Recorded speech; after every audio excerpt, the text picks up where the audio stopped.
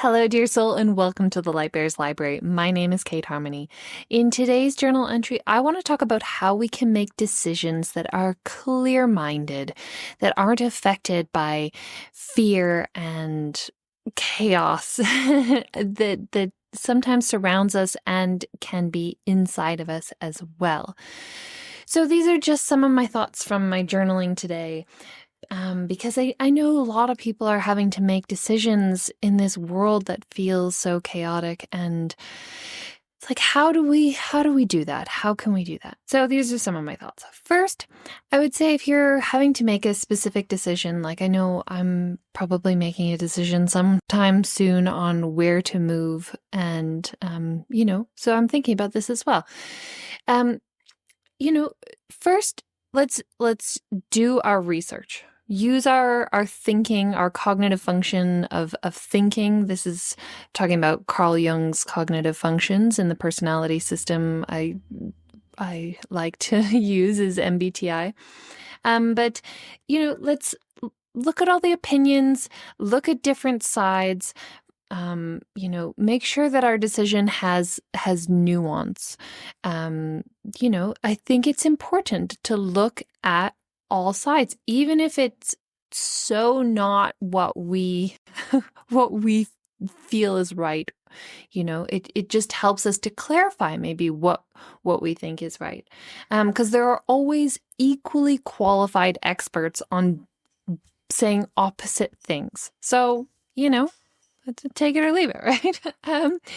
And so we're kind of left to decide for ourselves what it is that we think. And this is the essence of self-reliance, is finding where we stand on things. And I think part of the problem that I see is that we're not taking the time to reflect and think about what it is that we think, what we believe, where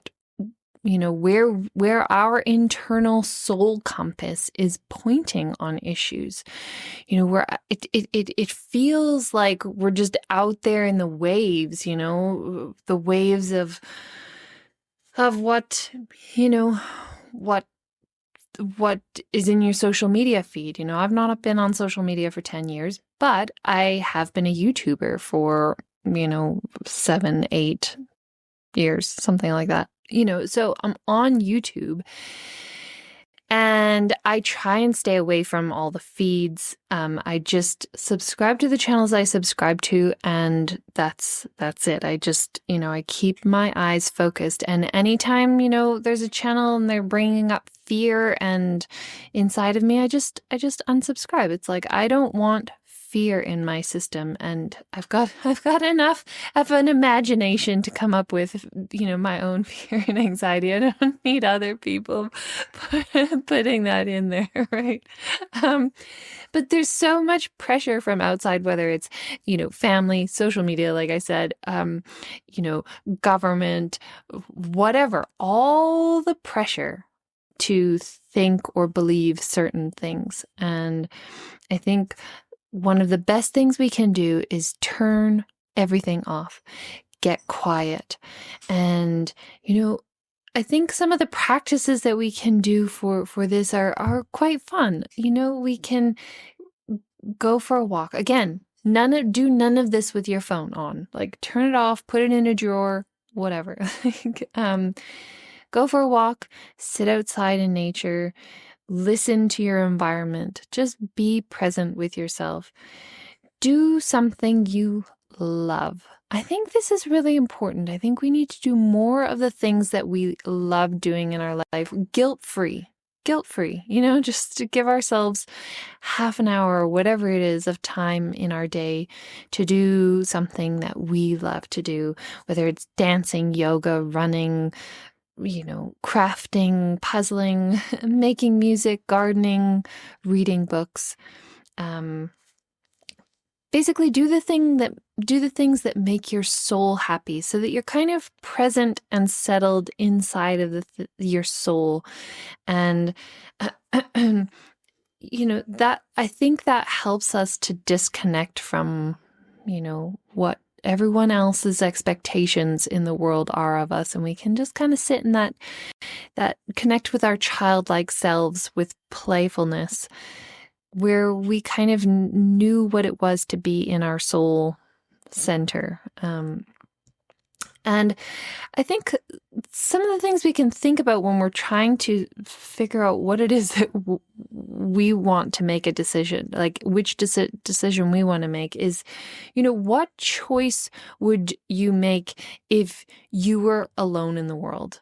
Not as a fear thing, but just basically what I'm trying to say is, what if it didn't matter what other people thought about your decision, regardless? It's like, what if you were just making this decision for you, not to fit in with the group, not to gain status, not to gain money? What would your soul do, regardless of, all the external? So it requires kind of just sitting inside the bubble of your own soul. And I think it comes down to personal values. That's a whole other video and journal entry. So personal values, we'll come back to that. But I'll leave you with a question of this idea. This takes a bit of an imagination. So if you take the 2 or 3 options that you're thinking about, whatever that might be, where you're going to move, what school you're going to go to, whether you're going to take this job or that job, or, whatever it is, to put up a boundary with someone, to not put up a boundary with someone, because I've been thinking about that a lot. But who will you be if you make decision A?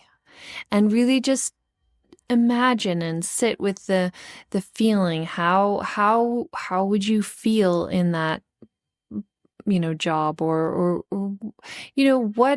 what kind of person will you become if you make that decision? Right?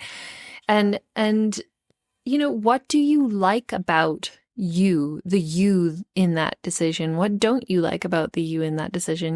Things, the environment changes us, our working environment, the people we surround ourselves with change us.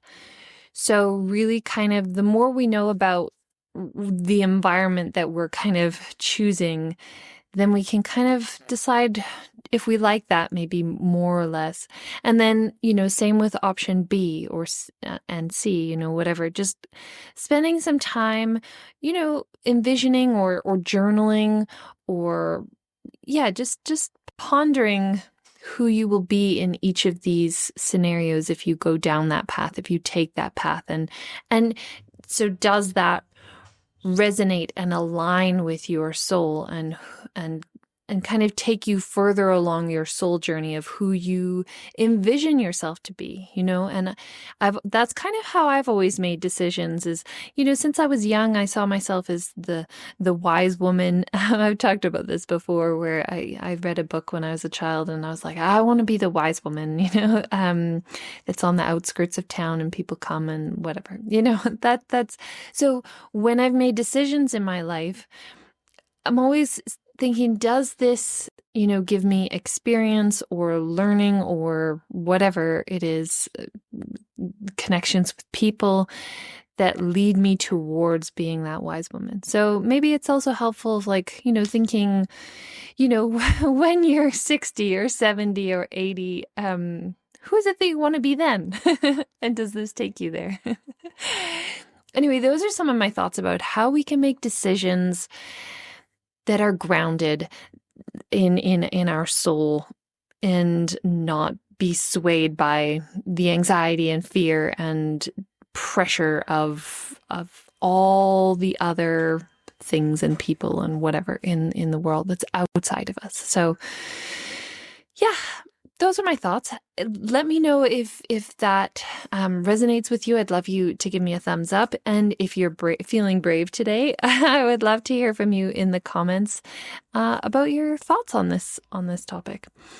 Anyway, I'm wishing you so many blessings. Signing off for now. XOXO, Kate.